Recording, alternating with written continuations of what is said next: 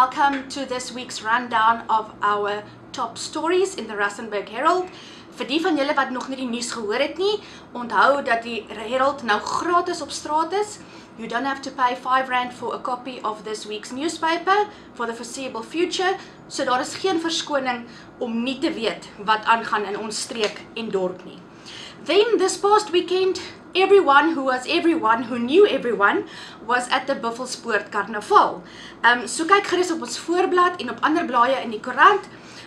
Die mense het dit geniet, lekker gelag, lekker gesels, lekker gekuier. This was the second biggest event since its inception. So if you did miss it this year, make sure that you do swing by in the years to come. Dan op bladsy 2 nooi ons alle lede van die gemeenskap uit na Laerskool Protea Park môre. Dit is donderdag. Then the National Blood Services will be on site. Now whether you are a parkie or not, you are invited to come and donate blood. Vir een enkele skenking kan 3 lewens gered word. So die van julle wat nog bietjie onseker is of weet nie lekker hoe dit werk nie, dis 'n veilige omgewing, dis 'n bekende omgewing, gaan gerus na Laerskool Protea Park en doen jou deel vir die samelewing. Then on Monday evening, WhatsApp blew up.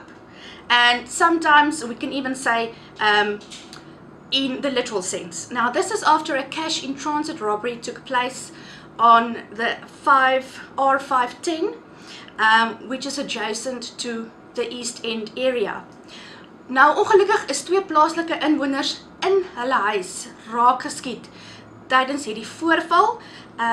Al 2 is besig om aan te sterk in die hospitaal en ons wens die egpaar baie sterkte toe. Hulle het hulle storie met ons gedeel en dit is regtig onrusbarend om te merk dat selfs in die veiligheid of wat veronderstel is om die veiligheid van jou eie huis te wees, sulke gevalle nog kan voortgaan en gebeur in ons eie dorp. So please be aware, videos were circulating, photos were circulating. If this kind of thing happens, it is not a show that has been put on.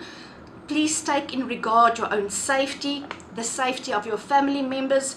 Is it worth getting shot for a WhatsApp video that may or may not go viral? So please place your safety and your security of yourself and your family first and foremost. Then also in other news, unfortunately, many people take advantage of the elderly.